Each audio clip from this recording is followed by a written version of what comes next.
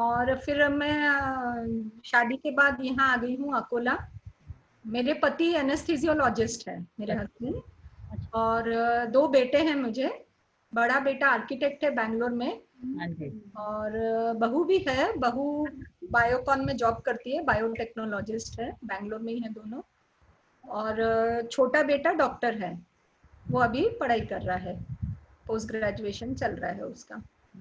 और अकोला में मेरा एक 10 बेडेड हॉस्पिटल है, मैटरनिटी कम जनरल ऐसा। तो इस तरह से है। कहाँ से है वो आपका अकोला में? अकोला में तापड़िया नगर में है मेरा।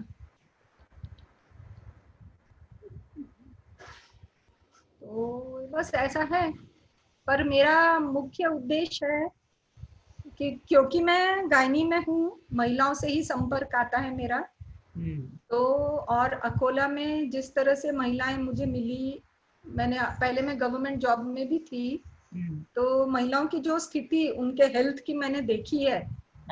तो उससे मैंने बस यही अपना वो बनाया है कि अभी मेरा लक्ष्य और मेरा उद्देश्य यही है जीवन का कि महिलाओं कौन कर दिया के प्रति ये करना, जागरूक करना। बहुत सुंदर। और डॉक्टर सुनीता लटन। हाँ, इसीलिए मैं ये इस तरह के वेबिनार्स करना चाहती हूँ। और अभी धीरे धीरे मैं सिर्फ स्वास्थ्य ही नहीं, महिलाओं से जुड़े बाकी जो ये है, बाकी विषय, जैसे उनको बहुत मानसिक तनाव जो रहता है, इमोशनल, उनको बहुत एक मतलब हर चीज से बहुत जल्दी हम लोग अफेक्ट हो जाते हैं। जी हाँ, बिल्कुल, ये सही बोल रही हैं। तो ये चीजों के ऊपर भी मैं अब धीरे धीरे सेमिनार्स अब लेने वाली हूँ। तो अगली बार मैं आपके साथ में कुछ और परिचर्चा करने के लिए भी आ सकती हूँ। Sure, we are so lucky and fortunate. आप हम लोगों के साथ है तो बस नेचुरल हमारी भी महिलाएं इससे लाभान्वित होंगी। हाँ, क्योंकि सही में स्ट्रेस का लेवल बढ़ा तो है, घर में सुख सुविधाएं बढ़ी हैं, लेकिन इंटरनल जो लॉकिंग होनी चाहिए थी, इसमें कहीं ना कहीं है माइनस, है ना। और नहीं, और हम लोगों को आदत ही है एज अ, मतलब हार्मोन बोलो कुछ भी बोलो, हम लोग यही रहते हैं। लेडीज हर चीज का ज्यादा अपने ऊपर ले लेती हाँ, है, उनको ये भ्रम तो रहता है कि परेशान हो जाती है कोई भी बात से। जी हाँ, जी हाँ। बहुत उनमें हिम्मत है, लेकिन फिर भी कुछ कुछ चीजों से हम बहुत जल्दी ये हो जाते हैं। तो 4 बज गई है, शुरू करना चाहिए हमने, कैसा करना चाहिए? हाँ, तो शुरू करते हैं ना। मोनिका। नमस्ते आंटी। यस बेटा, वेलकम। हम शुरू करें आंटी अपना सेशन? हाँ, 4 बज चुकी है, मुझे लगता है हमने शुरू कर देना चाहिए। ठीक है। नमस्कार, जय गृहा जय गृहसेन। मैं मोनिका खेतान आप सभी का अग्रवाल महिला मंडल दुर्ग की तरफ से हार्दिक अभिनंदन करती हूँ। आज आप लोगों की 100 से ऊपर उस प्रेजेंट बता रही है कि आप लोग अपनी हेल्थ के लिए कितना जागरूक हैं, कितना उत्सुक हैं आज के इस सेमिनार को सुनने और समझने के लिए। हजारों फूल चाहिए एक माला बनाने के लिए, हजारों दीपक चाहिए एक आरती थाल सजाने के लिए, हजारों बूंद चाहिए एक समुद्र बनाने के लिए, पर एक स्त्री अकेली काफी है समाज और दुनिया को स्वर्ग बनाने के लिए। जी हाँ, आज का ये सेमिनार हम सभी नारियों को, स्त्रियों को समर्पित, और मुझे पूरी उम्मीद है आज का ये सेमिनार हम सभी के लिए एक नई दिशा लेकर आने वाला है। कोविड के इस टाइम में जहां डॉक्टर से मिलना इतना मुश्किल है, इतना कठिन और रिस्की हो गया है, वहां घर बैठे हमको कुछ इतने अच्छे हेल्थ टिप्स मिलने वाले हैं। इससे अच्छी बात और क्या हो सकती है। ब्रेस्ट कैंसर आज के टाइम की सबसे उभरती हुई समस्या नारियों के लिए। हर कोई डरने लगा है कि ये समस्या पता नहीं कब हमारे साथ आ जाए। तो इसकी जानकारी और छोटे छोटे अभ्यास हमको आज हमारी कीनोट स्पीकर सुनीता मैडम हमको देने वाली हैं, और मुझे पूरी उम्मीद है कि आप इन छोटे छोटे अभ्यासों को अपने स्मरण पटल पर अच्छे से उतारेंगे और इनका नित नए अभ्यास करेंगे। मैं अपने स्वागत अभिनंदन के लिए अग्रवाल महिला मंडल समाज की अध्यक्षा संगीता राजगढ़िया भाभी को आमंत्रित करूंगी कि वो आए और मैडम का अभिनंदन करें। संगीता भाभी।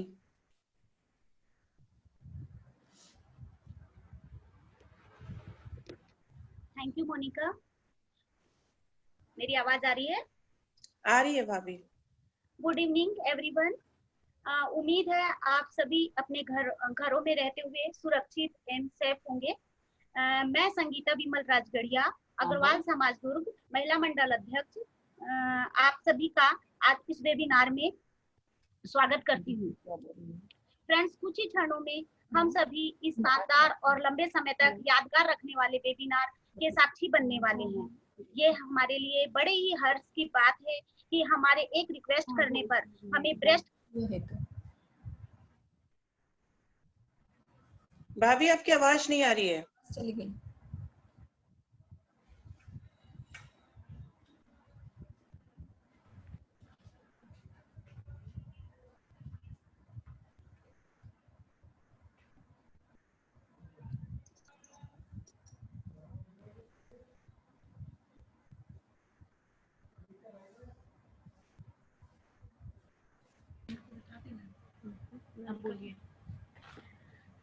बहुत सी ऐसी जानकारियां मैडम द्वारा हमें मिलने वाली हैं जो कि हम शर्म और झिझक के कारण नहीं बता पाते हैं और अनजान बने रहते हैं।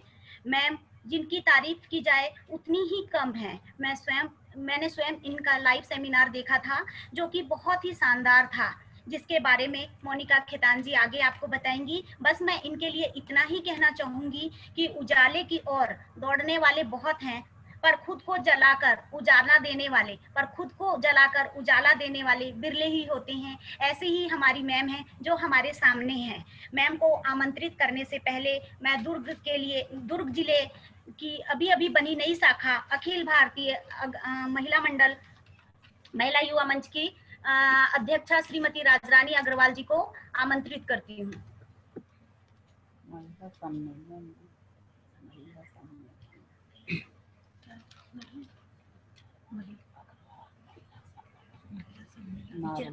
Good evening everyone. मेरी आवाज आ रही है आप सबको? नमस्कार। मैं यहाँ जुड़ी हुई सभी बहनों को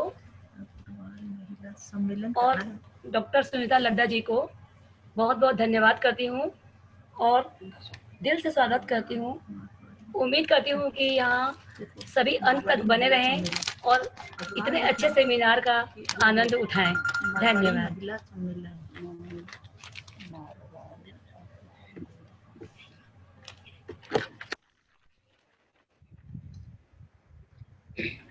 फ्रेंड्स, अब कुछ ही देर की बात है कि आज हम सब जिसके लिए एकत्रित हुए हैं, अब मैं उन्हें आमंत्रित करने जा रही हूँ डॉक्टर सुनीता लड्ढा जी का, जिनका हम तालियों से शानदार स्वागत करते हैं।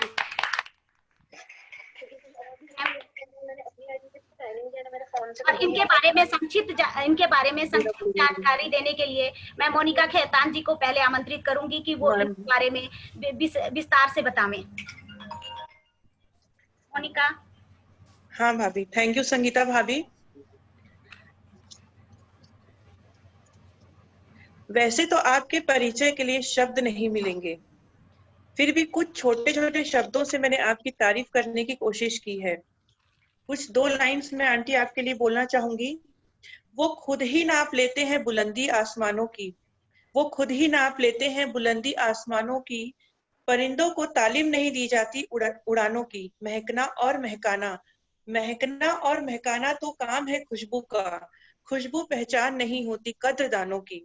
जी हाँ, आज की हमारी कीनोट स्पीकर, मैं आज आपको एक ऐसी शख्सियत से रूबरू कराने जा रही हूँ जो न सिर्फ एक डॉक्टर हैं बल्कि एक समाज सेविका भी हैं, जिनका नाम है डॉक्टर सुनीता लड्ढा जी। मैडम, आपका हार्दिक स्वागत है। आपके लिए क्या बताऊं मैडम, आप सिर्फ एक गायनेकोलॉजिस्ट नहीं हैं, आप अपनी सेवाएं हम महिलाओं के बीच हमको हमारे ही स्वास्थ्य के लिए जागरूक करने के लिए भी दिन रात कर रही हैं। पिछले 26 सालों से आप निरंतर गायनेकोलॉजिस्ट के अपने पद को बहुत ही बखूबी आप निभा रही हैं। आपने अपने स्कूल टाइम में अपने दम पर छात्रवृत्ति प्राप्त की और अपनी पढ़ाई भी आगे आपने की। आप अकोला में गायनो सोसाइटी में आप मेंबर रह चुकी हैं। आप practical obstetric committee of national body में भी आप मेंबर रह चुकी हैं। आप लायंस क्लब की एक्स प्रेसिडेंट रह चुकी हैं और जिन्होंने स्कूल में अनगिनत एलोकेशन एंड डिबेटिंग कॉम्पिटिशन्स में आपने अवार्ड जीते हैं और आज हम सभी के बीच यहाँ उपस्थित हुई हैं हमको हमारी हेल्थ के लिए जागरूक करने के लिए। मैडम, आपका स्वागत है। अब मैं आज का ये प्रोग्राम मैडम को सौंपती हूँ। मैडम, आज आप ये सेशन अब स्टार्ट करें। धन्यवाद। दुर्ग भिलाई अग्रवाल महिला मंडल का बहुत बहुत धन्यवाद कि आज मुझे आपने अकोला से ही आपके सामने रूबरू होने का मौका प्रदान किया और अपने जो मेरी नॉलेज, जो मैंने अपनी पढ़ाई और जो डे टू डे में मैंने गेन की है महिला स्वास्थ्य के विषय में और खासकर महिला कैंसर के विषय में, वो आपके साथ शेयर करने का आपने मुझे मौका दिया, उसके लिए बहुत बहुत धन्यवाद। भिलाई में खुद आ भी चुकी हूँ और आप में से कुछ लोगों को मैं सबने मेरा संबोधन सुना भी होगा और मैं जानती हूँ और मैं जान चुकी भी हूँ कि भिलाई की आप सब कितनी प्यारी प्यारी महिलाएं हैं और कितनी एक्टिव हैं।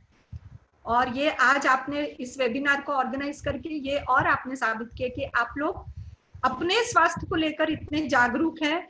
मुझे उसकी सबसे ज्यादा खुशी है क्योंकि मेरा उद्देश्य है कि हर महिला अपने स्वास्थ्य के प्रति पहले खुद जागरूक रहे। हम महिलाओं का स्वभाव होता है हमेशा पहले परिवार का सोचना, बच्चों का सोचना, पति का सोचना, ससुराल वालों का सोचना, अपने माता पिता का सोचना, और ये सब सोचते सोचते अगर हमें कुछ समय और एनर्जी रही तो हम अपने बारे में सोचते हैं।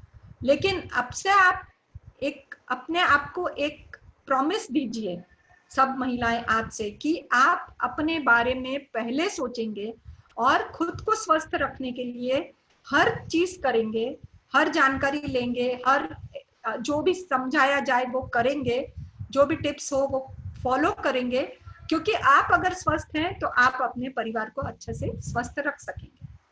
तो अब मैं शुरू करती हूँ अपना स्लाइड्स और पीपीटी।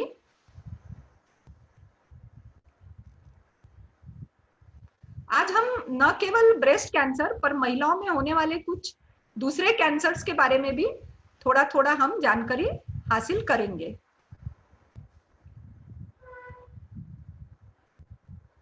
दिख रही है स्क्रीन सबको? स्क्रीन दिख रही है सबको? अब बोलो। हाँ जी, दिख रही है। तो देखिए, महिलाओं के आज जो विशेष कैंसर होते हैं, कुछ 2-3 कैंसर जो सिर्फ महिलाओं में होते हैं, उनके आज हम देखने वाले हैं जोखिम, उनके लक्षण और उनकी रोकथाम के लिए हम क्या कर सकते हैं। जैसा कि आप सब जानते हैं कि भगवान ने हमें, ईश्वर ने हमें एक महिलाओं को कुछ विशेष प्रकार के शरीर के अवयव दिए हैं, जैसे स्तन, अंडाशय और गर्भाशय। अतः इनसे रिलेटेड ही क्योंकि ये विशेष हमें उपहार मिले हैं तो इनके कैंसर भी हमारे नसीब में आ गए हैं। तो स्तन कैंसर, गर्भाशय यानी सर्विक्स का कैंसर और अंडाशय यानी ओवरी का कैंसर। स्तन कैंसर का महिलाओं में, पूरे वर्ल्ड में, दुनिया में महिलाओं में पाए जाने वाला सबसे नंबर 1 का कैंसर है स्तन कैंसर। और ऐसा अनुमान है कि अकेले भारत में 2020 तक 18 लाख महिलाएं इससे प्रभावित हो चुकी हैं। हमारे भारत में अगर हम देखें तो शहरों में इसका प्रभाव ज्यादा है, 27 में से 1 महिला प्रभावित होती है और ग्रामीण में 80 में से 1 महिला। लेकिन ग्रामीण विभाग में भी यह फैल रहा है धीरे धीरे। हम क्यों इतना उसको गंभीर मान रहे हैं? स्तन कैंसर के बारे में इतने हमको क्यों जागरूक होने की जरूरत है? क्योंकि जैसा हमने देखा कि नंबर तो बढ़ ही रहा है पेशेंट्स का, महिलाओं का, लेकिन दूसरी जो सबसे चीज आजकल देखने में आ रही है कि स्तन कैंसर कम उम्र में भी आना शुरू हो गया है। पहले एक समय था जब हम पढ़ाई करते थे और आज से 20 साल पहले तक भी स्तन कैंसर को 60 वर्ष से ऊपर की महिलाओं का कैंसर माना जाता था, लेकिन आज यह 30 के ऊपर 30 वर्ष की आयु में भी हो सकता है। तीसरी बात है कि हमारे देश में महिलाएं चिकित्सक के लिए या ट्रीटमेंट के लिए डॉक्टर के पास कैंसर के काफी लेट स्टेज में पहुंचती है।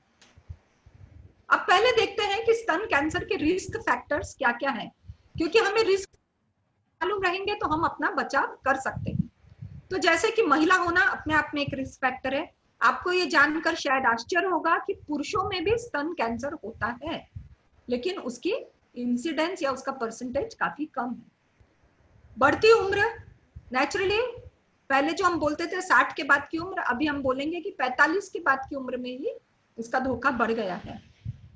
अगर आपकी फैमिली हिस्ट्री है, फैमिली हिस्ट्री मतलब अगर आपके परिवार में किसी को पहले स्तन कैंसर है, परिवार में मतलब आपकी माँ, बहन, भुआ, मासी, ये 4 लोगों में स्पेशली अगर है, खासकर मैं अभी यहीं पे बताना चाहूंगी कि किसी के घर में अगर उनकी माँ या बहन को कैंसर हो चुका है, ब्रेस्ट कैंसर, तो उसने बहुत ध्यान से हर चीज सुनना चाहिए और कुछ स्पेशल एक्स्ट्रा प्रिकॉशन लेना चाहिए, जो मैं आगे बताते जाऊंगी।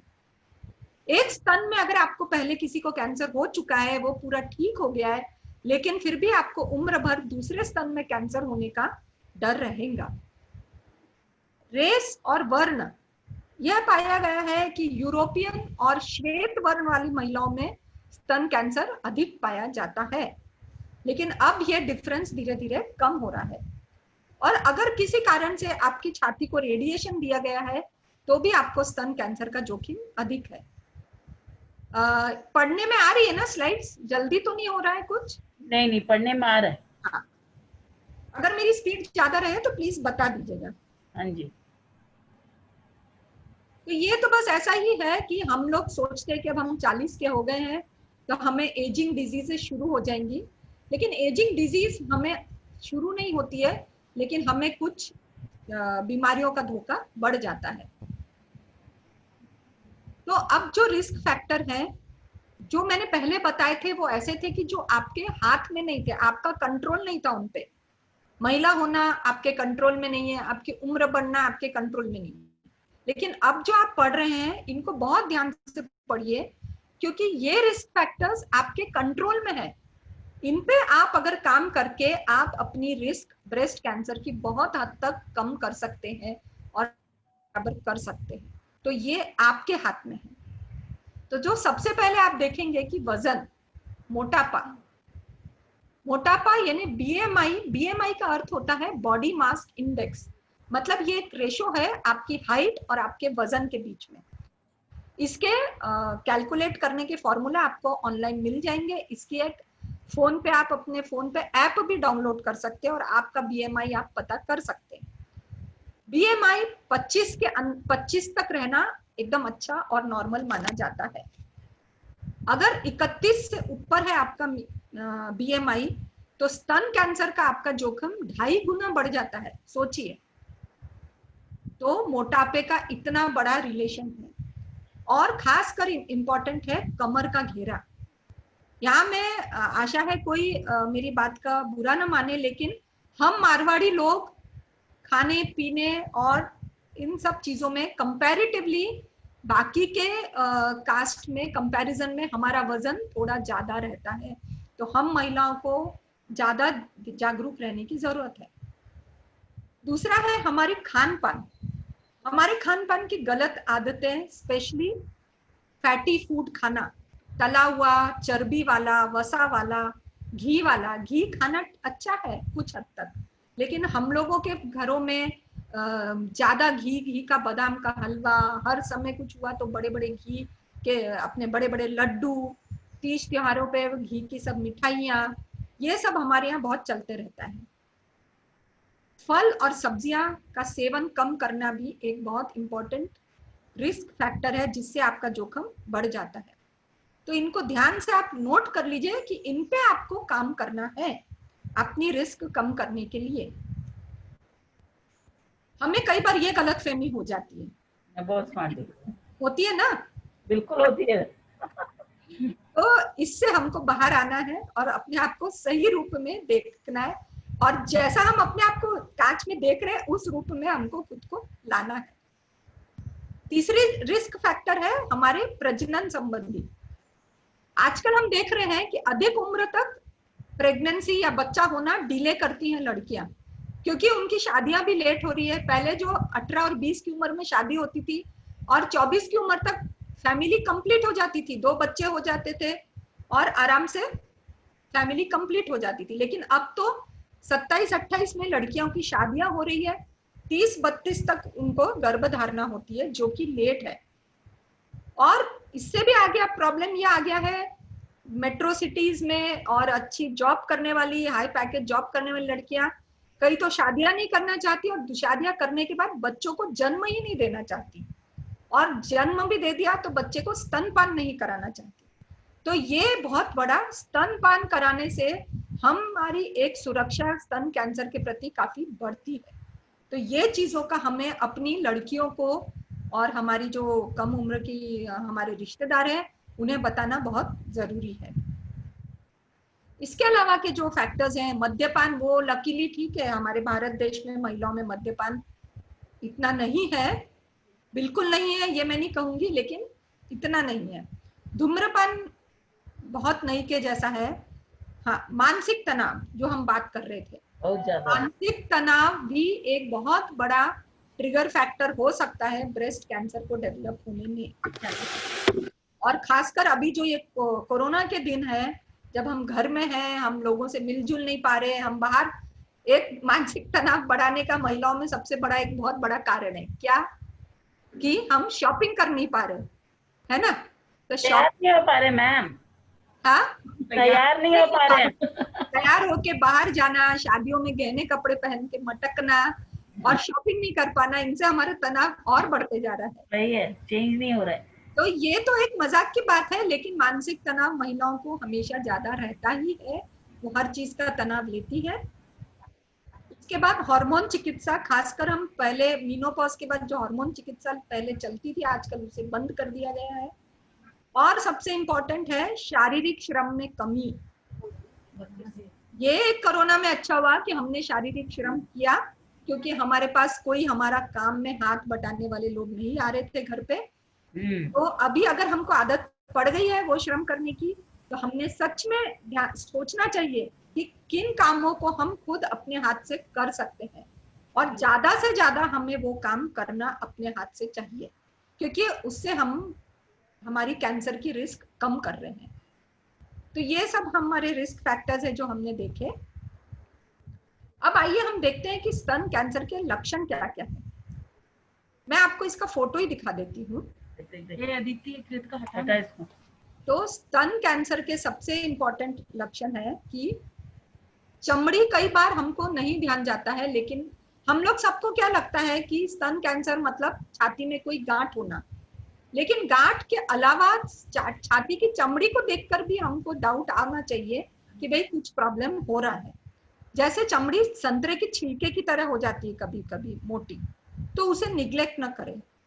छाती में हमें चमड़ी में कहीं गड्ढा दिखे कि स्किन अंदर खींची हुई है, कहीं हमें निप्पल पे पपड़ी या लालपन दिखे, हाथ लगाओ तो अगर हमारा स्तन गर्म लगता है, निप्पल को दबा के भी देखना चाहिए अगर निप्पल से कुछ डिस्चार्ज हो रहा है, स्तन पर कहीं पे भी हमें उभरी हुई गांठ दिखे या स्तन पर हमें कोई जख्म दिखे, और अगर कभी कभी हम बगलों में भी हमें अचानक हाथ पहुंचता है, हमें लगता है कि हमारी बगल में एक गांठ। ये देखिए, जैसे 1A में आप देखेंगे कि एक स्तन की निप्पल अंदर खींच गई है, ये बहुत आगे तक बढ़ा हुआ कैंसर। 1B में आप देखेंगे कि संतरे के छिलके की जैसी वो चमड़ी दिख रही है, छोटे छोटे बारीक बारीक उसमें ऐसे दबाव। 1C में आप देखेंगे कि कुछ एक गांठ पिक्चर में अच्छे से नहीं दिख रही है, और D में आप देखेंगे कि चमड़ी अंदर की ओर खींची हुई है और एक गड्ढा जैसा दिख रहा है स्तन पे। आशा है आपको समझा होगा। जी जी, समझ में आ रहा। तो अभी हम ये सब जान गए। अब आप बोलेंगे कि भाई ये सब पता कर लिया, अब हम अपने आप को बचाएं कैसे? तो बचाने के लिए सबसे इंपॉर्टेंट चीज है सेल्फ ब्रेस्ट एग्जामिनेशन, यानी कि स्व परीक्षा। यानी ये एक ऐसा कैंसर है जिसमें हम ही खुद की खुद मदद कर सकते हैं, किसी और की मदद के पहले, किसी डॉक्टर की मदद के पहले। कैसे? कि हमें हर महीने अपना सेल्फ ब्रेस्ट यानी खुद से खुद की दोनों स्तनों की जांच करना है। कैसे, वो मैं आगे बताऊंगी। और ये जांच किन महिलाओं को करनी है? 20 वर्ष की उम्र की हर महिला, 20 वर्ष के ऊपर की। हमें लगता है अरे ये तो अभी इस लड़की की शादी नहीं हुई, इसको क्या जरूरत है, ये तो अभी अनमैरिड है। लेकिन आप नोट कर लीजिए, अपनी लड़कियों को, भतीजियों, भांजियों, हर एक में ये खबर दीजिए कि 20 वर्ष की उम्र के बाद आपको ये करना है। हर महीने पीरियड खत्म होने के 6, 7, 8 दिन के बाद आप करिए। पीरियड के पहले नहीं करना चाहिए, नहीं तो क्योंकि पीरियड के पहले स्तनों में वैसे ही कड़कपना और गांठ जैसी आपको लग सकती है, वो नॉर्मली होता है। आपको कांच, नहाने के बाद या नहाते समय कांच के सामने खड़े रह के करना चाहिए। और इसमें आपको दोनों काम करने हैं, आपको देखना भी है और आपको हाथ से महसूस भी करना है। आइए देखते हैं कैसे। आप ऐसा लेट के भी कर सकती हैं या खड़े रह के भी कर सकते हैं। आपको अपने हाथ को ऐसे गांठ जैसे ऐसे नहीं रखना है, हाथ को एकदम चपटा रखना है। चपटा रख के बाएं हाथ से दाएं स्तन को और दाएं हाथ से आप बाएं स्तन को महसूस करना है आपको। और या तो ऊपर नीचे जैसा इसमें दिखाया चित्र में, या गोलाकार में। आपको पतली ऐसी चपटी उंगलियां पूरे स्तन पे घुमा के आपको उसका 1-1 सेंटीमीटर में आपकी उंगली जाना चाहिए और घूमनी चाहिए। और कहीं भी कुछ आपको फर्क लग रहा है तो वो आपको देखना, मतलब आपको हाथ को लग जाएगा। हाँ, पर अगर आपने हाथ ऐसा चपटा नहीं रखा है और आप ऐसे करके आप फील कर रहे हैं तो आपको बहुत सारी जगह गठाने महसूस हो सकती है, क्योंकि स्तन का अंदर की जो वसा और चर्बी रहती है वो गठान जैसी लगती है। तो सबसे इंपॉर्टेंट है कि जैसे इसमें लिखा है, with finger tips close together gently probe each breast in one of the 3 patterns, या तो ऊपर से नीचे या फिर गोलाकार। अभी आपको मैं एक वीडियो के जरिए आप ये देख सकेंगे, ये डॉक्टर उसको सिखा रही है कि कैसे करना है। तो सबसे पहले आपको देखिए कांच के सामने खड़े होना है। दिख रहा है ना वीडियो? हेलो, आपको वीडियो कोई वीडियो दिख रहा है ना? आपको हाथ दोनों ऊपर लेके दिख रहा है। हाँ, कि आपकी चमड़ी में कहीं कोई फर्क है। हाथ ऊपर किए तो दोनों छातियां एक जैसे ऊपर जाती हैं। फिर आपको कमर पे हाथ रखना है और दबाना है कमर को जोर से, और देखना है कि कोई ब्रेस्ट छोटी दिख रही है या कोई बड़ी तो नहीं दिख रही। उसके बाद आपको ये देखना है कि कैसा आपको फीलिंग आता है। इसके लिए अब आप ध्यान से ये वीडियो को देखिए।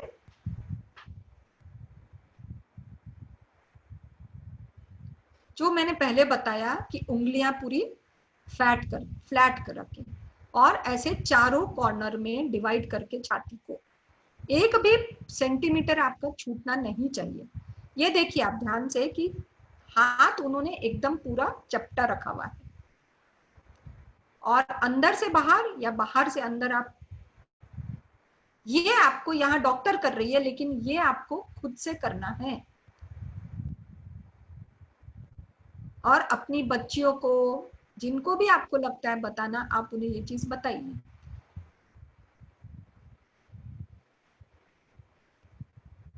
और आपको बगल तक जाना है, आपको अपनी बगल में भी देखना है कि बगल में कोई गांठ तो नहीं लग रही।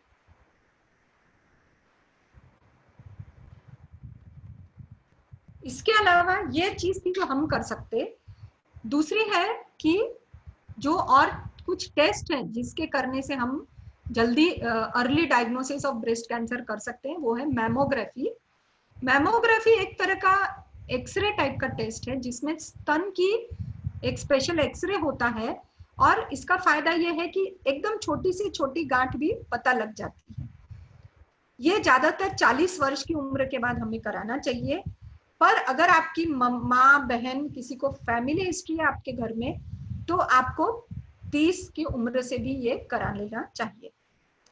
इसके अलावा आजकल सोनोमैमोग्राफी भी होती है, मतलब कि सोनोग्राफी द्वारा ब्रेस्ट की पूरी सोनोग्राफी, इसमें भी हमें स्तन में कोई गांठ है ये पता चलता है, लेकिन वो कैंसर की है कि नहीं ये फाइनल नहीं होता है। और अत्यंत हाई रिस्क जो महिला है, जिसके घरों में 2-3 महिलाओं को कैंसर हो रहा है या हो चुका है, तो उन्हें MRI सीधे कराना चाहिए। ये मैमोग्राफी होती है।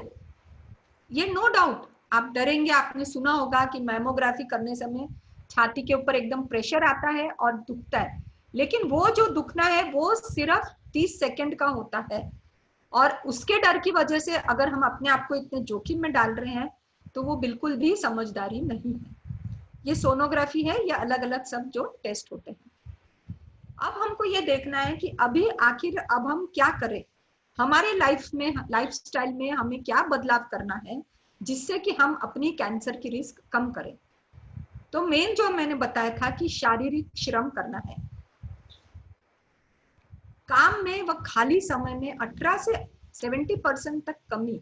मतलब कि अगर हमने अपने खाली समय को कम किया और काम में समय ज्यादा बढ़ाया, तो हमारी ब्रेस्ट कैंसर होने की रिस्क 70% तक कम हो सकती है। दूसरा, व्यायाम। 20 वर्ष की आयु, क्योंकि 20 वर्ष क्यों मैं बोल रही हूँ, 20 से भी कम, 18 वर्ष ही बोलना चाहिए। 15 की उम्र तक बच्चियां 10th में रहती हैं, तो थोड़ा बहुत स्कूल में साइकिल से आना जाना, जो कि बहुत कम हो गया है, और कुछ गेम स्पोर्ट्स एक्टिविटीज करती रहती हैं। लेकिन एक बार कॉलेज में आ जाती हैं, तो आजकल तो मतलब न तो वो लोग घरों में इतना हम काम करवाते हैं बेटियों से, और न वो कोई एक्सरसाइज कर पाती है, एक्सेप्ट कि उनका अगर वजन कम करना है तो ही लड़कियां जिम में जाती हैं और एक्सरसाइज करती हैं। लेकिन बहनों, सिर्फ वजन के लिए हमें एक्सरसाइज नहीं करना है। उन्हें बताइए आप कि आज की उनकी की हुई एक्सरसाइज उन्हें आगे की उम्र में ब्रेस्ट कैंसर और बाकी कैंसरों से बचाएगी। तो ये जानकारी देना हम सबको बहुत जरूरी है। मीनोपॉज, यानी मैं बोलती हूँ आप 60 के भी हो गए हो तो भी आपको एक्सरसाइज करनी ही है, हर महीने, हर दिन, जो भी एक्सरसाइज है उम्र के हिसाब से आप करिए, लेकिन निष्क्रिय बैठना नहीं है। जो महिलाएं अभी वर्क फ्रॉम होम कर रही हैं, कई लड़कियां, मतलब कई हमारी बहू बेटियां, तो वो दिन भर लैपटॉप पे अगर बैठी है तो भी वो एक्सरसाइज कर सकती हैं कि हर 1 घंटे बाद उठे और 10 मिनट चले। घर में अगर सीढ़ियां हैं तो 3-4 बार सीढ़ियां ऊपर नीचे कर ले। कुछ सुबह सुबह अगर हम गार्डनिंग कर सकते, खासकर जो हम वयस्क महिलाएं हैं जो 50-60 के ऊपर की हैं, जिनके घरों में बहू बेटियां बाकी का सब काम देख लेती हैं, तो हम अपने आप को गार्डनिंग में व्यस्त कर सकते हैं। उससे बहुत अच्छी एक्सरसाइज मिलती है हमें और मन भी बहुत प्रसन्न होता है। वॉक करना तो सबसे बेस्ट एक्सरसाइज है, उसके तो अनगिनत फायदे हैं। आप वॉक करिए, आपकी उम्र के हिसाब से आप अपनी स्पीड रख सकते हैं। इतना ध्यान रखिए कि वॉक में आप अपने स्वास्थ्य के लिए कर रहे हैं, किसी से कंपटीशन के लिए या कोई जीत और हार के लिए नहीं कर रहे हैं। तो कम से कम, बहुत ज्यादा भी नहीं करनी है। ये देखिए, सिर्फ हमने पूरे 1 हफ्ते में सिर्फ 4 या 5 घंटे भी एक्सरसाइज कर ली, सब चीज मिला के, तो हमारे लिए वो बहुत फायदेमंद होगा। खान पान में हम क्या चेंज कर सकते हैं? सबसे इंपॉर्टेंट है फल व सब्जियों का ज्यादा आहार लेना। सब्जियां तो ठीक है, हम भारतीय लोगों में हमारी डाइट अच्छी है कि हम सब्जियां खाते हैं। हमारे यहाँ दिन में 2 बार 2 तरह की सब्जियां बनती है, बहुत अच्छी बात है। लेकिन हमें ये देखना है कि वो सब्जियां बनाने के समय हम तेल, मिर्च, मसाला और नमक सोच समझ के उपयोग करें। फैट, जब हम तेल कम करेंगे यूज, तो हमारा फैट का इंटेक कम होगा। ओमेगा 3 फैटी एसिड लेना बहुत जरूरी है, और इसके लिए सिंपल उपाय है फ्लैक्स सीड खाना, यानी अलसी के बीज खाना। अलसी के बीज आप दिन भर में 1 चम्मच खाएं। सिर्फ एक ध्यान रखें कि खूब चबा चबा के खाएं, और उसके साथ पानी बहुत पिए। आसपास में 2-4 घंटे आपको पानी बहुत पीना चाहिए। ये लड़कियों के लिए है। प्रोसेस्ड व फास्ट फूड पर हमें रोक करना पड़ेगी। बर्गर, पिज्जा से हमें अपने आप को दूर रखना पड़ेगा। और मद्यपान व धूम्रपान के बारे में तो मुझे ज्यादा बोलने की जरूरत नहीं है।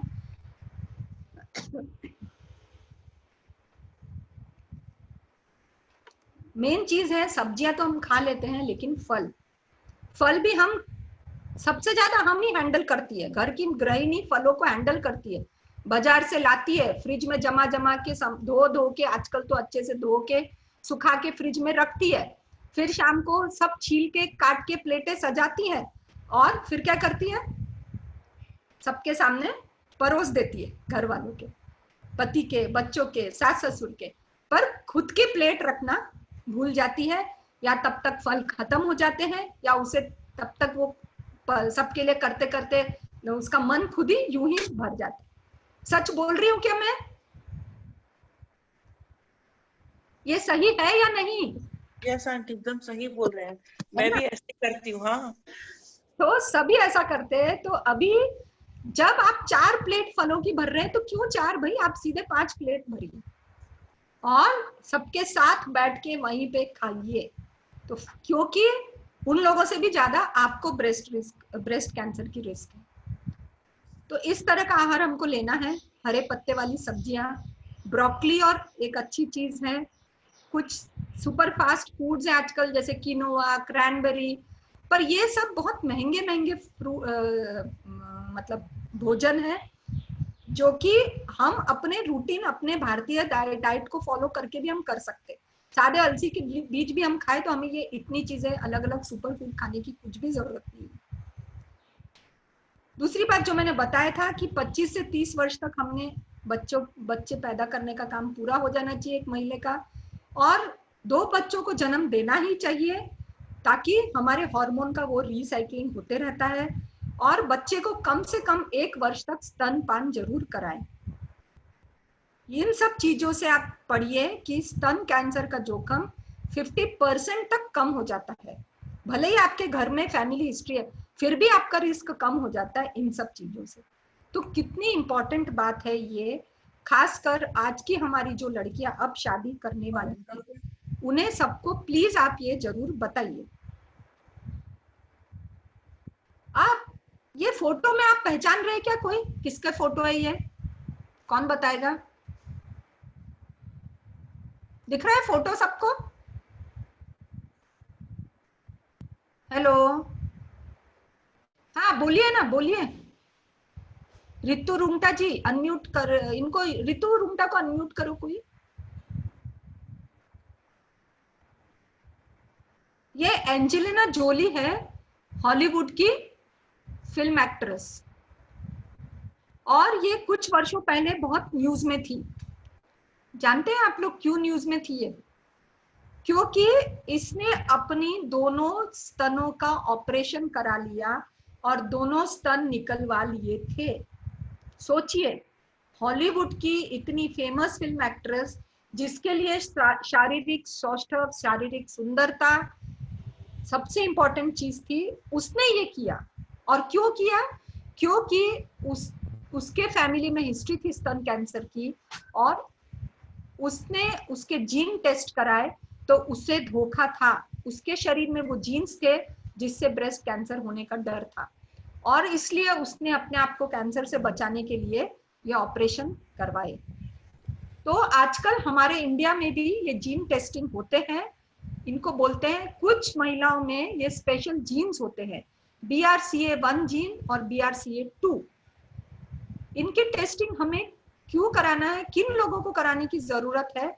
कि अगर आपके किसी फैमिली हिस्ट्री वाले पर्सन, किसी को आपके घर में ब्रेस्ट कैंसर हो चुका है और उनके ब्रेस्ट कैंसर में उनके अंदर ये दोनों जीन्स पाई गई थी, और किसी आपके अगर परिवार में किसी को बहुत कम उम्र में ब्रेस्ट कैंसर हुआ है, जैसे 40-45 की उम्र के भी पहले, या फिर आपके परिवार में किसी को ओवरी का कैंसर हुआ है, या फिर 2 लोगों को ओवरी का कैंसर हुआ है, वो तो अपन भी ले सकते हैं। तो ये टेस्ट कराना जरूरी है।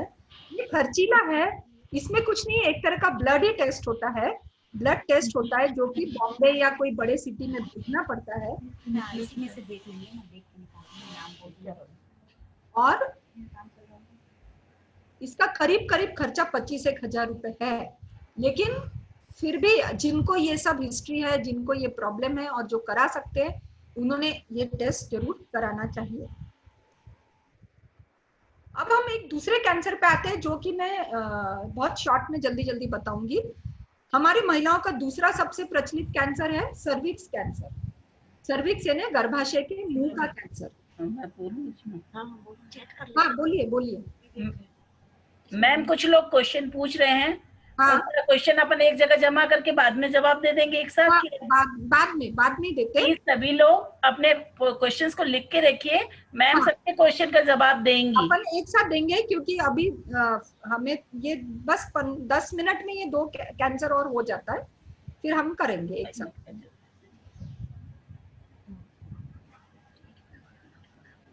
इसके सर्विक्स कैंसर का एक इम्पोर्टेंट बात बताना चाहूंगी कि सब कैंसरों में एक ही ऐसा कैंसर है जिसका कारण हमें पता है, डॉक्टर्स को पता है उसका कारण, और वो कारण एक वायरस है। अभी तो हम लोग सब लोग वायरस के बारे में बहुत कुछ जान गए। जिनको कभी वायरस का समझा ही नहीं था, उन्हें भी अब वायरस सब समझ गया है। तो ये वायरस का नाम भी याद रखिए हम महिलाओं के लिए। कोरोना तो अब चले जाएगा, लेकिन एचपीवी वायरस हमेशा रहने वाला है, और ये वायरस के द्वारा ही कैंसर सर्विक्स होता है। ये शारीरिक संबंध के द्वारा एक महिला के शरीर में आता है, लेकिन जरूरी नहीं है कि उसे अगर एचपीवी वायरस का इन्फेक्शन हुआ है तो कैंसर होगा ही। कई महिलाओं को नहीं होता है, पर किसी किसी को हो सकता है, और इन्फेक्शन होने के 10 से 20 वर्ष के बाद भी वो कैंसर हो सकता है। इसके भी कुछ रिस्क फैक्टर्स हैं कि अब इसमें उल्टा है कि अगर कम उम्र में बच्चे हो रहे हैं, जल्दी जल्दी बच्चे हो रहे हैं, एक से अधिक पुरुष से शारीरिक संबंध, वो एक बहुत इंपॉर्टेंट जोखिम है। धूम्रपान होना, और एक इंपॉर्टेंट सर्विक्स कैंसर के लिए है जो हमें पता होना चाहिए, वो है गर्भ निरोधक गोलियां। लेकिन गर्भ निरोधक गोलियां अगर आपने 5 साल से ज्यादा लगातार खाई है तो ही ये रिस्क है। और ये कैंसर पहले आज तक जो लोअर सोशियो इकोनॉमिक वाले थे, जिनकी सामाजिक और आर्थिक स्थिति इतनी अच्छी नहीं थी, झुग्गी झोपड़ी वाले एरिया के महिलाओं में ज्यादा होते थे, क्योंकि वहां अस्वच्छता थी। लेकिन अब ऐसा कुछ नहीं है, अब हर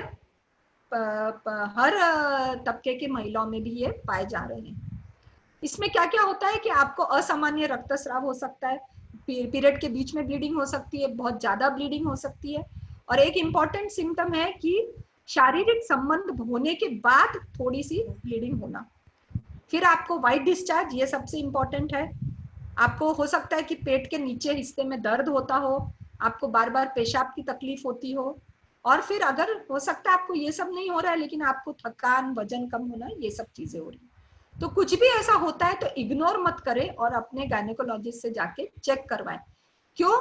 क्योंकि गायनेकोलॉजिस्ट, हम जब आपको इंटरनल चेकअप करते हैं तो हम आपका सर्विक्स देख सकते हैं आंखों से, और ये बॉडी का, जैसे अब आपको कोई किसी को पैनक्रिया, लीवर का कैंसर होता है, किडनी, तो वो तो कोई डॉक्टर देख नहीं सकता आंखों से, लेकिन ये इंपॉर्टेंट है, जैसे स्तन आप खुद देख और फील कर सकते हैं, सर्विक्स हम डॉक्टर आपका देख सकते हैं और जल्दी से जल्दी उसका डायग्नोसिस कर सकते हैं। इसलिए थोड़ा सा लक्षण होते ही आप डॉक्टर के पास जाएं, और डॉक्टर ये सब टेस्ट आपके लिए करेंगे। सबने पैप टेस्ट जरूर सुना होगा, पैप स्मीयर, जिनको खासकर अगर व्हाइट डिस्चार्ज हमेशा और बार बार हो रहा है, और या फिर 30 वर्ष के ऊपर, आपने साल में एक बार अपना पैप स्मीयर जरूर कराना चाहिए। ये सबसे इंपॉर्टेंट टेस्ट है। हर एक महिला ने, आपको भले ही कोई सिम्टम नहीं भी है, क्योंकि आपको नहीं पता कि आपके शरीर में वो वायरस एचपीवी है कि नहीं है, और कुछ सालों बाद वो एक्टिव हो जाएगा, इसलिए उसके लिए इंपॉर्टेंट है ये पैप स्मीयर कराना। ये पैप टेस्ट साल में एक बार कराइए 30 वर्ष की आयु के ऊपर। उसके बाद पैप टेस्ट की रिपोर्ट के ऊपर ये आगे के सब टेस्ट किए जाते हैं।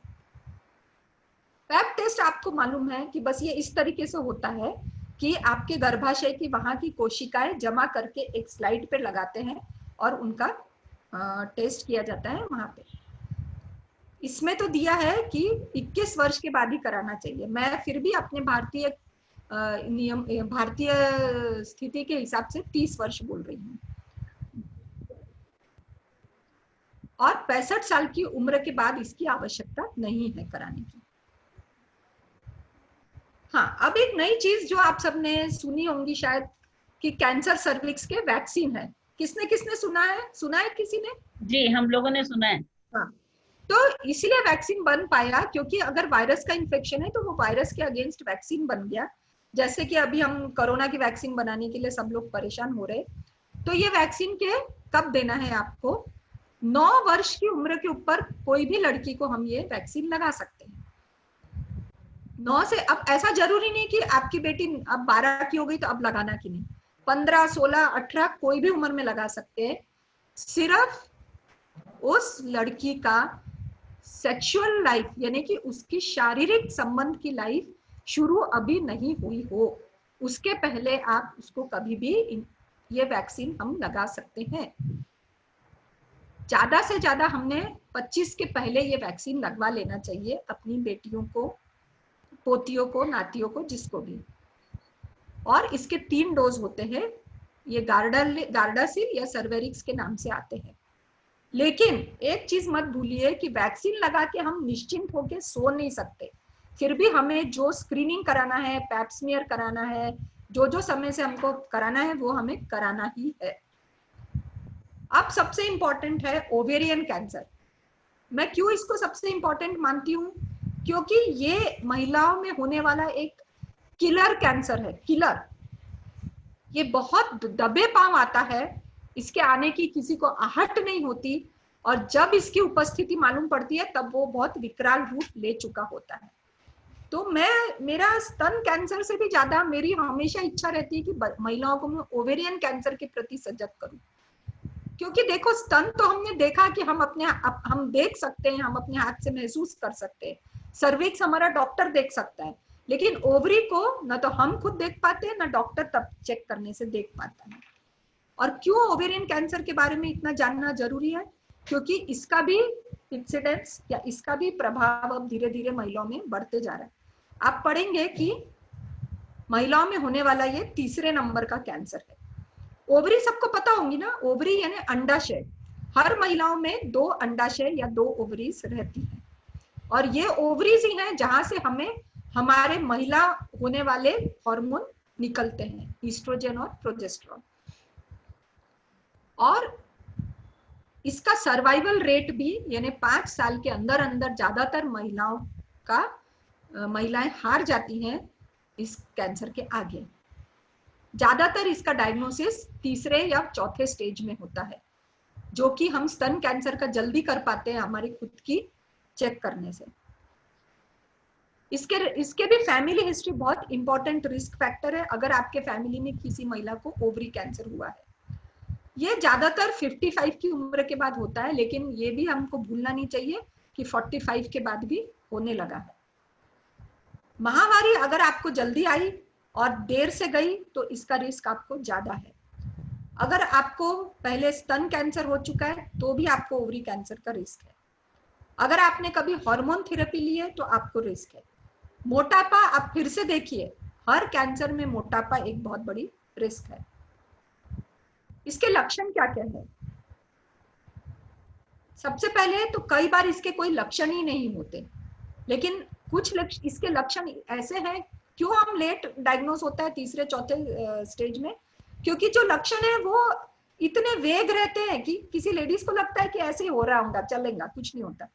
तो इरेगुलर ब्लीडिंग हो सकता है, आपके पेड़ू मतलब पेट के निचले हिस्से में दर्द हो सकता है, आपके पेट व पीठ में दर्द हो सकता है, आपको इंडाइजेशन लग सकता है कि अरे खाना नहीं पच रहा है, पेट भारी लग रहा है, पेट फूल रहा है, आपको कब्जियत रह सकती है, आपको बार बार बाथरूम जाने की इच्छा रह सकती है। मतलब ऐसे सब वेग सिम्टम है, आपको ऐसा लगेगा ऐसे ही हो रहा है। अब इसकी रोकथाम के लिए आपको जरूरी है साल में एक बार, स्पेशली 40-45 की उम्र के बाद साल में एक बार डॉक्टर के पास जाना और पेल्विक सोनोग्राफी करना। पेल्विक सोनोग्राफी का अर्थ है कि वेजाइनल सोनोग्राफी, यानी आपके योनि मार्ग द्वारा सोनोग्राफी की जाएंगी। ये इसलिए जरूरी है कि ओवरी सादी सोनोग्राफी में कई बार बराबर नहीं दिखती। उसके बाद अगर आपके फैमिली हिस्ट्री ओवरी कैंसर की तो आपको जेनेटिक टेस्टिंग कराना जरूरी है। कुछ हार्मोनल टेस्ट भी होते हैं, अगर डॉक्टर को शक होगा आपके सिम्टम से तो वो आपका CA-125 जैसी हार्मोन टेस्ट करा सकते हैं। गर्भ निरोधक गोलियों से ओवरी कैंसर की थोड़ी बहुत रोकथाम होती है। फैमिली प्लानिंग ऑपरेशन भी अच्छा है ओवरी का कैंसर रोकने के लिए, मतलब महिलाओं में रिस्क कम होती है अगर उनका फैमिली प्लानिंग का ऑपरेशन हुआ है। और व्यायाम तो आ ही गया, वो तो बोलने की जरूरत ही नहीं है। बाकी आपको सब चीजों में सबसे इंपॉर्टेंट है अपना मोटापा, वजन पे काबू रखना और व्यायाम करते रहना। तो फ्रेंड्स, हेल्थ इज वेल्थ, ये बोलना तो ये हम सबको पता है, लेकिन हमें इस वेल्थ को संजो के कैसे रखना है, क्योंकि हम अपना सोना चांदी ये सब चीजें रखने के लिए हम लॉकर, बैंकों में लॉकर पे लॉकर लेते जाते हैं, लेकिन हमें जो ये लॉकर दिया गया है निसर्ग की तरफ से, ईश्वर की तरफ से, इस लॉकर के अंदर हमें क्या डालना है और क्या संजो के रखना है, वो हमें ध्यान रखने की आज जरूरत है। तो हम सब जीत सकते हैं। हमने डेयर किया, अब हम स्ट्रगल के लिए तैयार हैं और अब हम जीत के लिए तैयार हैं। Thank you. हो गया? 140। आप सभी अपने क्वेश्चन रेडी हो तो आप एक एक करके पूछ सकते हैं मैडम से। कोई कुछ पूछना चाहता है तो आप आगे आ सकते हैं।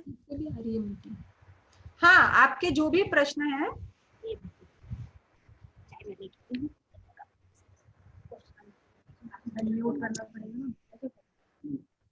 मैम एक क्वेश्चन मैं पूछूं तब तक? हाँ जरूर जरूर जरूर। मैम जैसे कुछ फाइब्राइड्स लम्स डायग्नोज होते हैं ब्रेस्ट में, एडिनोमा बोलते हैं उनको। पार्टिसिपेंट जितने भी हो प्लीज अनम्यूट हो जाओ। आप अनम्यूट होगे तभी आपकी आवाज मैम तक जाएगी। सेटिंग कर दी। चल तो ऐसा है, हाँ आप बोल रहे थे ब्रेस्ट में जो, तो मैं बताना चाहती हूँ कि ब्रेस्ट में कम उम्र में भी कुछ गांठें हो जाती है, खासकर यंग लड़कियों में। तो वो गांठ का पानी निकाल के पहले पैथोलॉजी में चेक किया जाता है और वो ज्यादातर फाइब्रो एडिनोमा कैंसरस रहती है, उसमें कुछ कैंसर का नहीं रहता, उनको निकाल देना चाहिए, लेकिन ऑपरेशन करके वो गांठ को निकाल दिया जाता है। Okay ma'am, okay, thank you ma'am. और भी आप लोग आगे आ सकते हैं जिनको थोड़ी सी भी चाहिए। Ma'am hello ma'am hello ma'am शायद एक साथ बहुत लोग अनम्यूट हो रहे हैं। हाँ, एक एक को मतलब एक एक जन एक एक की लिस्ट मैम एक साथ कंप्लीट कर देते ताकि सबको चांस भी मिले और सबकी डाउट्स भी क्लियर हो जाए। ओके मैम, सबसे पहले तो ये पूछना चाहूंगी मैं कि जो फाइब्रोनोमा की गांठ होती है ये क्या कैंसर में बदल सकती है? नहीं, ये नहीं बदल सकती है कैंसर में, लेकिन वो साइज में बहुत बड़ी हो सकती है। तो फिर वो ऑपरेशन, जब अगर गांठ बहुत बड़ी हो जाएगी तो ऑपरेशन का बहुत बड़ा चीरा आएगा, बहुत बड़ा जख्म आएगा। तो वो जैसे ही छोटी गांठ रहती तभी उसको निकलवाना जरूरी है। लेकिन और मैम ये एक से ज्यादा भी हो सकती है? एक से ज्यादा भी हो सकती है और एक निकालने के बाद वापस भी हो सकती है। तो मैम फिर इसका कोई क्योर ऐसा नहीं है कि हमें बार बार ऑपरेट ना कराना पड़े? बिकॉज इसमें देहरे के दर्द भी होता है। बहुत बार बार नहीं होती है, लेकिन हो सकती है। अच्छा, अभी बहुत रेयर होता है कि किसी किसी को 2 बार हो गई है गांठ। ज्यादातर अभी तक मेरे पास नहीं हुआ ऐसा, जिसको मैंने निकाल दी तो एक बार ही शायद एक पेशेंट को इतने दिन में सेकंड बार हुई, नहीं तो गांठ निकालने के बाद वापस नहीं हुई। मैम ये मेडिसिन से मेल्ट नहीं होता क्या गांठ? मैम इसमें सूजन भी आती है क्या ब्रेस्ट में? ब्रेस्ट में सूजन और पेन, ज्यादातर जो कैंसर की गांठ रहती है वो दुखती नहीं है। वो दुखती नहीं है? नहीं है, इसीलिए हम बिंदास्त हो जाते हैं। यही तो प्रॉब्लम होता है ना, दर्द रहा तो आदमी जल्दी से डॉक्टर के पास जाता है। वो दुखती नहीं है, इसलिए वो महिला को ध्यान में ही नहीं आता है कि कुछ तकलीफ हो रही है। अच्छा मैम।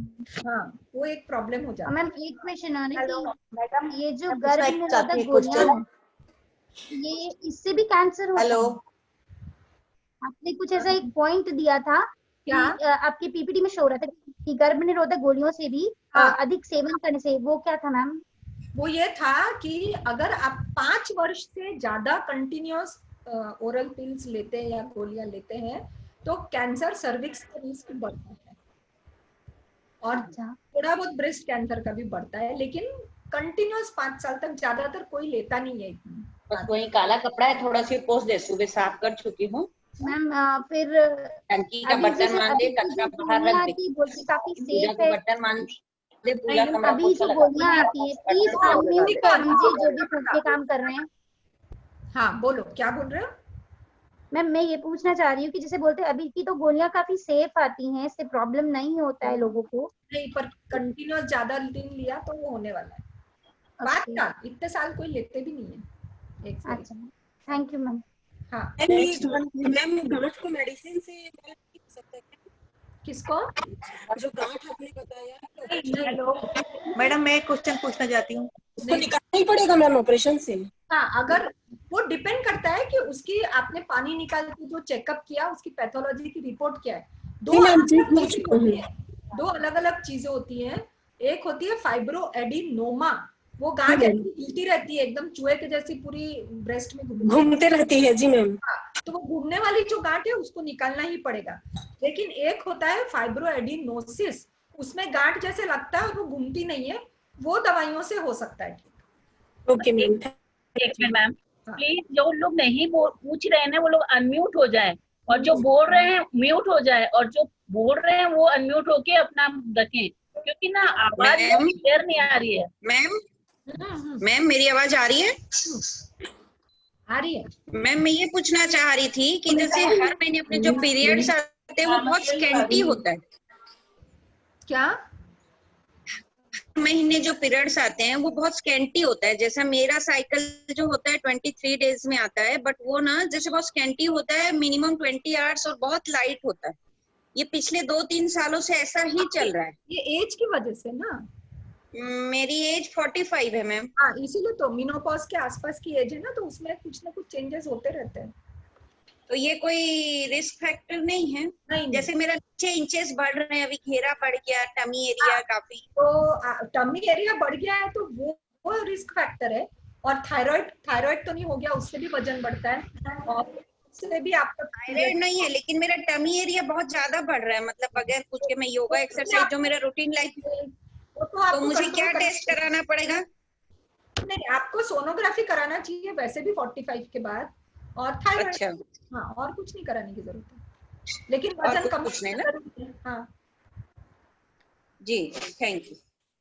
मतलब सोनोग्राफी किसका? बस वैसे ही टमी, पेट का? ऐसे नहीं, पेट और यूट्रस और ओवरीज का। मैम क्या आप मुझे सुन पा रही हैं? क्या? हेलो। हाँ, जी आप मुझे सुन पा रहे हैं? मैम एक्चुअली आफ्टर डिलीवरी मेरे जो ब्रेस्ट है तो वो जैसे उसके निप्पल बिल्कुल खुल गए थे। हाँ। तो मैंने दूध पिलाना बंद कर दिया अपने बेबी को। तो अभी वो क्या है, साइज थोड़ा छोटा बड़ा है। जैसे आपने बोला कि ये कैंसर का मतलब एक सिम्टम है कि आपके साइज अगर छोटे बड़े हैं।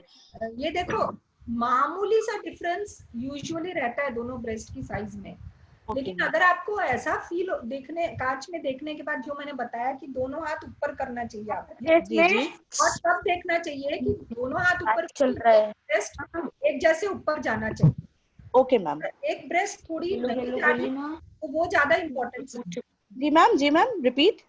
अगर दोनों ब्रेस्ट एक लेवल पे ऊपर नहीं जा रही है, ओके, तो ज्यादा मतलब प्रॉब्लम है, जाना चाहिए।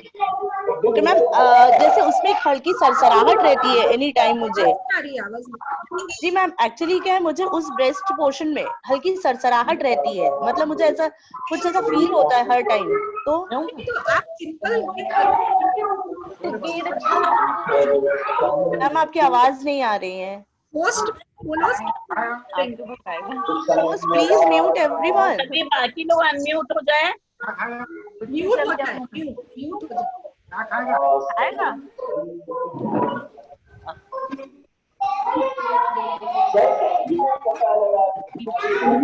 मोबाइल देखेगा ले, तू इधर सुन ले डॉक्टर क्या बोल रही है। जाओ सब तो तू ही कर ले सब क्लास, तू ही डॉक्टर की क्लास कर ले, तू ही सुन ले क्या बोल रही है डॉक्टर, हमको तू बता देना। नहीं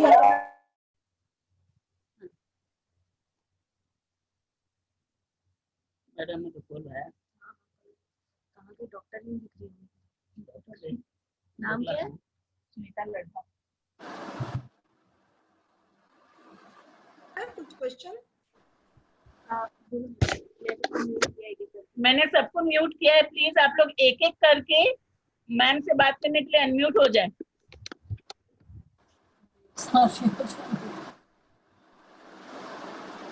पहले तो मुझे सब लोग ये प्रॉमिस करो कि आप लोग हर महीने अपना सेल्फ एग्जामिनेशन करेंगे, और आज जो यहाँ नहीं जुड़े हैं अपनी फ्रेंड्स अपनी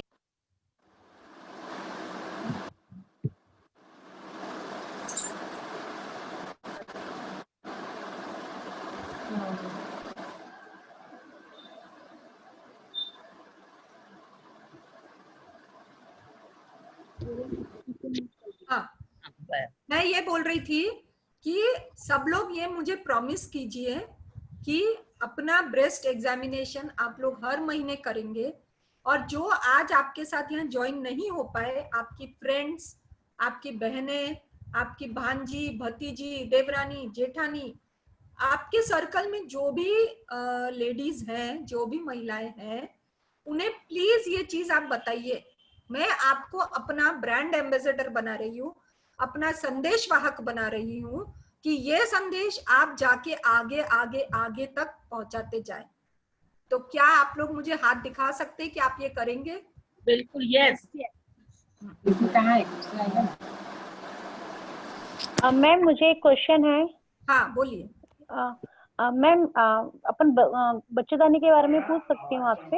हाँ बिल्कुल। मैम मेरे 2 बच्चे हैं, अभी एक बच्चा 1.25 साल का है। हाँ सुन रही हूँ मैं। हाँ, लेकिन मुझे क्या होता है मैम, कभी पानी चले, बहुत सारा पानी जैसे होता है ना, जैसे अपन बच्चा होने वाला होता है तो पानी जाता है, वैसे कभी कभी बच्चे होने के बाद भी ये प्रॉब्लम होती है, तो ये कोई बहुत बड़ी प्रॉब्लम है? नहीं नहीं नहीं, अगर वो नॉर्मल पानी जैसा डिस्चार्ज है, वो पीरियड के साइकिल में हार्मोनल चेंजेस की वजह से वो नॉर्मली भी होता है मैम, लेकिन थोड़ी क्वांटिटी ज्यादा होती है, मतलब ऐसा नहीं कि हल्का। नहीं, आपको कुछ पूछना है आप भी पूछ लीजिए, कोई प्रॉब्लम नहीं है उसमें ना? नहीं। ठीक है, वही चीज थोड़ा सा लग रहा था मैम। ओके, अच्छा कुछ पॉइंट बताएंगे तो बता। मैम एक चीज पूछना है। हाँ मैम, जैसे मेरी एक फ्रेंड है, उनके दोनों ब्रेस्ट में से एक ब्रेस्ट की निप्पल अंदर है, और वो निप्पल के अंदर गठान है उनको, और उनके आसपास भी गठान है, तो उस साइड के ब्रेस्ट में 3 गांठ हैं, और उसके दूसरे साइड वाले में भी 1 गांठ है। उन्होंने पहले, और पेन भी बहुत है मैम, और रह रह के वहाँ पे दर्द उठता है। अरे तो उन्होंने किसी को बताया क्या? मैम उन्होंने टेस्ट कराया, बोलते फाइब्रोनोमा की है, पर मैम अभी क्या अंदर डाउट्स आ रहे हैं कि कहीं ब्रेस्ट कैंसर ना हो। तो वही, उसके लिए उन्हें कम से कम 1 गांठ की बायोप्सी तो भी करना पड़ेगी। अच्छा मैम। हाँ, वो कैंसर का डायग्नोसिस माइक्रोस्कोप के नीचे ही होता है फाइनल बायोप्सी से। मुझे भी ना ये लिंक भेज दीजिएगा आप लोग प्लीज, यूट्यूब की। जरूर, अभी भेज देते। मुझे व्हाट्सएप कर दीजिएगा। हाँ अभी कर देते हैं। और अगर इसकी रिकॉर्डिंग हो रही है? हाँ रिकॉर्डिंग हो रही है मैम, आपको भेजेंगे। हाँ थैंक यू। जय श्री कृष्णा मैडम। सबको हम ग्रुप में भेज देंगे, बाद में भी आप लोग फुर्सत से देख पाएंगे। मैम आप मुझे सुन पा रहे हैं? हाँ सुन रही हूँ, बोलिए। सबसे पहले तो आपका धन्यवाद, आपने हमको इतनी अच्छी जानकारी दी। मैम मैं अपनी बेटी के बारे में काफी कुछ जानना चाहती हूँ, क्या आपका मुझे ऑनलाइन अपॉइंटमेंट मिल सकता है? हाँ मैम, आप तेजगढ़िया भाभी जो थे, मुझे कांटेक्ट नंबर ले लीजिए और मुझे मैसेज कीजिए आप पहले व्हाट्सएप में। जी, आपका नंबर किन से लेना है मैडम? राजगढ़िया संगीता से। Okay okay okay okay madam, okay, thank you ma'am. Okay ma'am, periods over होने के बाद भी ये रिस्क फैक्टर होता है? हाँ, ज्यादा होता है। हर रिस्क फैक्टर एज के साथ बढ़ते जाता है। कैंसर का रिस्क एज के उम्र के साथ बढ़ते जाता है। जी जी जी। वो ऐसा है ही वो। हेलो। हाँ बोलिए। मैडम, मैं ब्रेस्ट कैंसर की पेशेंट हूँ। अच्छा। मुझे थोड़ा आपसे बाद में कंसल्ट तो मैं कर लूंगी आपका नंबर लेके। हाँ। लेकिन अभी मुझे बॉम्बे के डॉक्टर ने मेमोग्राफी कहा है दोबारा, दूसरे ब्रेस्ट की। हाँ हाँ। तो मैं अभी तो जा नहीं सकती कोरोना की वजह से। नहीं, आप बॉम्बे नहीं जा सकते, लेकिन लोकल तो हो जाता है ना मेमोग्राफी। उन्होंने कहा है कि आप वीडियो भेज देना मुझे। आप मेमोग्राफी भिलाई में, रायपुर में, कहीं पे भी तो करा ही सकते हो ना। होने का क्या चांस होता है मैडम? दूसरे ब्रेस्ट में? हाँ, होने के चांसेस हैं। होते हैं। होते हैं। तो उसका कुछ सिम्टम तो वही रहेगा बेटा जो आपने बताया अभी। हाँ, जी जी। वही अच्छा। आपको अपने आप में वही ऑब्जर्व करते रहना है, आपको देखते। 2 साल हो गए हालांकि मुझे। हाँ, लेकिन तो आपको ऑब्जर्वेशन में हमेशा रहना है। जी जी। ओके। हाँ, और बिना डरे बिना घबराए, कुछ नहीं होता। कुछ नहीं भी हो दूसरे ब्रेस्ट में, ऐसा भी होता है, हर एक को होगा, ऐसा जरूरी नहीं है। लेकिन हमारा उद्देश्य ये है कि कुछ हो रहा है तो हम उसको जल्द से जल्द पकड़ लें। तो मैडम मेरे को एक बात ये पूछनी है कि किसी किसी को मन में होता है कि ब्रेस्ट होने के बाद अपने को इसमें यूट्रस में भी हो जाता है, किसी किसी लेडीज को। तो ऐसा हो सकता है, लेकिन ऐसा नहीं कि ब्रेस्ट में हुआ है इसलिए यूट्रस में हो गया, ऐसा जरूरी नहीं है। लेकिन ब्रेस्ट कैंसर का अगर वो लेट स्टेज में आपका डायग्नोज हुआ है, हो सकता है तब तक वो बाकी जगह फैल गया हो, जैसे ओवरी में। हेलो मैम, आप सुन पा रहे हैं? हाँ, सुन रही हूँ मैम। मैं एसिडिटी प्रॉब्लम होती है मुझको, 42 ईयर हूँ। लेकिन मेरे हमेशा एसिडिटी ब्रेस्ट में क्यों होती है? एसिडिटी ब्रेस्ट में नहीं होती है, एसिडिटी आपको दोनों ब्रेस्ट के बीच में, छाती में होती है।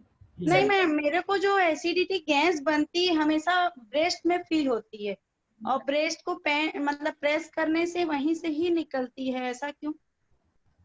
ये तो आपको गैस्ट्रोएंटरोलॉजिस्ट को बताना पड़ेगा। ऐसा तो मैंने तो मतलब ऐसा देखा नहीं है कुछ अभी तक। तो ये ब्रेस्ट से रिलेटेड कोई प्रॉब्लम तो नहीं है ना? ब्रेस्ट से रिलेटेड नहीं है, लेकिन आपको फिर भी जो मैंने आज टिप्स बताए हैं अपने आप को चेक करने के, और वो सब आपको करते रहना चाहिए। ठीक है मैम। वो तो सही है कि हमको कुछ होगा कि नहीं होगा, लेकिन अगर हो गया, कैंसर में सबसे इम्पोर्टेंट है कि अर्ली डायग्नोसिस, तो उसका इलाज अच्छे से और पूरा हो सकता है। तो हम कई बार एसिडिटी और गैसेस और यही समझते रहते हैं, लेकिन इसीलिए सोनोग्राफी भी जरूरी है, क्योंकि ओवेरियन कैंसर के भी ऐसे ही सिम्टम्स रहते हैं। मैम, सोनोग्राफी भी कौन सी करवाएं? ब्रेस्ट? आपके डॉक्टर, आपको गायनेकोलॉजिस्ट के पास जाना पड़ेगा। ब्रेस्ट की भी होती है ना सोनोग्राफी। ठीक है मैम। और वो मेमो टेस्ट जो आपने बताया था अभी, हाँ, वो कहाँ भिलाई में हो सकता है? मुझे नहीं आइडिया भिलाई में है कि नहीं, पर रायपुर में तो जरूर हो सकता है। ठीक है मैम, थैंक यू। जय श्री कृष्णा। हाँ, जय श्री कृष्णा। मैं कुछ पूछना चाह रही थी। लाइट बंद कर देना। हाँ, आवाज हाँ, मुझे पूछना था कि पीरियड्स के पहले जो ब्रेस्ट में खिंचाव महसूस होता है वो जनरल है, सभी को होता होगा। तो अगर पीरियड्स के बाद भी हो रहा है ऐसा, तो वो क्या टेंशन लेने वाली बात है? पीरियड के पहले वो नॉर्मल है, हार्मोन की वजह से होता है, लेकिन पीरियड के बाद यानी कितने दिन बाद? नहीं, तुरंत ही, यानी पीरियड्स खत्म हो रहे हैं उसके बस तुरंत बाद वैसा रह सकता, किसी को एक्सटेंडेड रहता, और यूजुअली पीरियड के 15 दिन पहले से ही ये तकलीफ शुरू हो जाती है किसी को। हाँ, होती है। और पीरियड्स काफी इरेगुलर आते हैं, कभी 22 डेज की साइकिल, कभी 24 डेज की। तो ये नॉर्मल है? नहीं, नॉर्मल नहीं है। सोनोग्राफी कराना चाहिए आपने उसके लिए। कराओ ना यूट्रस सोनोग्राफी। बिल्कुल नहीं, क्या प्यास तो है ही ना। और वो पहले आपको गायनेकोलॉजिस्ट को ही बताना जरूरी है। अभी तो दवाई लेके जाऊंगा नीचे एक बार, मेरा ये निकल जाएगा। इरेगुलर बताया था एक बार, तो वो बोले इतना टेंशन लेने वाली बात नहीं है, पर फिर से बता दूंगी चलना के लिए। देखो टेंशन नहीं लेना है, अपने को सिर्फ जागरूक रहना है। तो उसके बाद रखोगे उबालने का उद्देश्य यही है सिर्फ। और वो जो फ्लो होता है वो भी कम ज्यादा होता है, कभी कम कभी ज्यादा हो सकता है। तो चना ठीक, थैंक यू। मैम मेरा भी एक प्रश्न है। हाँ बोलिए बोलिए। ये पेप्समेयर कितने उसमें मतलब साल में कितनी बार करवाना चाहिए कि ऐसा? नहीं, वो मेरी स्लाइड पे था। अगर आपका पेप्समेयर नॉर्मल है, हाँ, तो फिर आपको 3 साल में एक बार कराना चाहिए। अच्छा। और अगर उसमें कुछ है तो वो डॉक्टर खुद ही आपको बताएंगे, हो सकता वो उसकी क्या सीवियरिटी है आपके रिपोर्ट, तो उस हिसाब से फिर रिपीट कर सकते हैं। हाँ, वो डॉक्टर बताएंगे या तो 6 महीने में कराना है या 1 साल में कराना है। तो okay okay, thank you, such a nice and informative session. Thank you. आपने सुना, आप सबने इतने पेशेंस से सुना, उसके लिए धन्यवाद।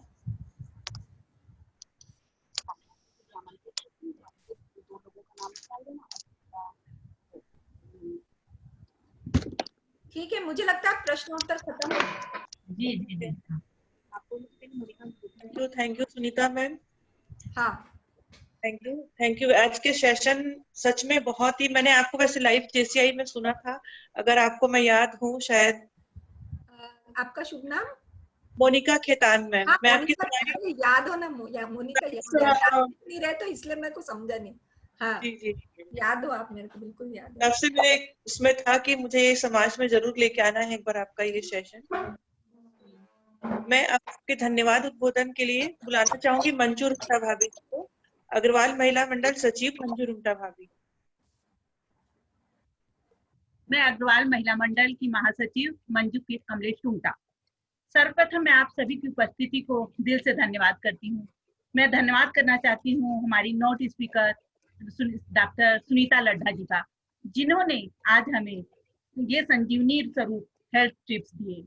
मैं धन्यवाद करना चाहती हूँ हमारी अध्यक्षा श्रीमती संगीता विमल राजगढ़िया का और मोनिका खेतान जी का, जिन्होंने ये इतना अच्छा सुझाव हमारे समक्ष रखा।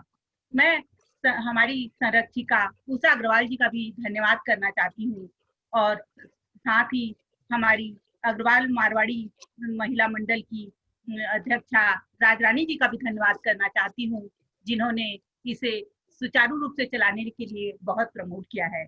और इसके साथ ही मैं अपनी टेक्निकल टीम जिसमें कृतिका रुंगटा और अभिक राजगढ़िया का भी धन्यवाद करना चाहती हूँ। पूरी तरह से संभाला है और आमंत्रित करना चाहती हूँ उषा अग्रवाल जी को, जो आज के लक्की मेंबर का ड्रा निकालेंगी। और उसके साथ ही मैं जो गिफ्ट वाउचर है आपके लिए से नेहरू नगर का भी धन्यवाद करना चाहती हूँ। प्लीज उषा अग्रवाल।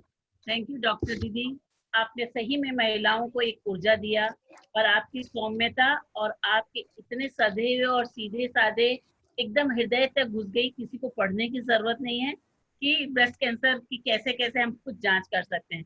इसके लिए हम सभी एक बार फिर से आपका धन्यवाद। क्योंकि हम लोगों ने हमारे इसमें रखा था कि सेशन में जितने लोग भी ज्वाइन करेंगे हम उनका एक लकी कूपन निकालेंगे, और इस लकी कूपन के लिए हमारे से स्वयं चलकर हमारे आपके लिए बोल के यहाँ पे एक शॉप है नेहरू नगर में जो लेडीज गारमेंट अंडर गारमेंट्स को सेल करती है, उन्होंने हमें ये कूपन दिया है। तो हम आपके समक्ष ये ड्रॉ निकाल रहे हैं जिसके आप सभी राजदार हैं, और ये 2 कूपन निकलेगा, फर्स्ट एंड सेकेंड। और मैं भी आप सबको बहुत बहुत फिर से एक बार धन्यवाद पुनश्च देना चाहती हूँ कि आपने ध्यान से इतना सुना, इतनी सारी चीजें एक साथ में बोलती गई, आपने सब वो सुनी, और पूरी उम्मीद है कि आप सब उन्हें ध्यान रखेंगी। और मुझे ये मौका देने के लिए पुनश्च एक बार धन्यवाद। नहीं लेकिन आप आएंगे, मैं आपके लिए हाजिर हूँ। बहुत ही अच्छा फ्लो था, बहुत ही स्पष्ट था, और वॉइस भी बहुत सही थी। टेक्निकल इशू के कारण हमारे 1000 लोग नहीं ऐड हो पाए, इसीलिए हमने तुरंत YouTube का लिंक आपके साथ ज्वाइन किया, अरे वाह, उसके लिए भी थैंक यू सो मच। तो हम उसके लिंक को आपके साथ शेयर भी करते हैं और रिकॉर्डिंग में आपके साथ शेयर करेंगे। अब हम ये जो है चीज हम निकाल रहे हैं। अप्रॉक्स 100 लोग मैम यूट्यूब पे भी लाइव देख रहे थे आपको। 100 participants. Thank you so much.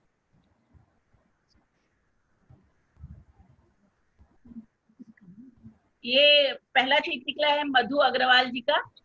सब जोरदार तालियां।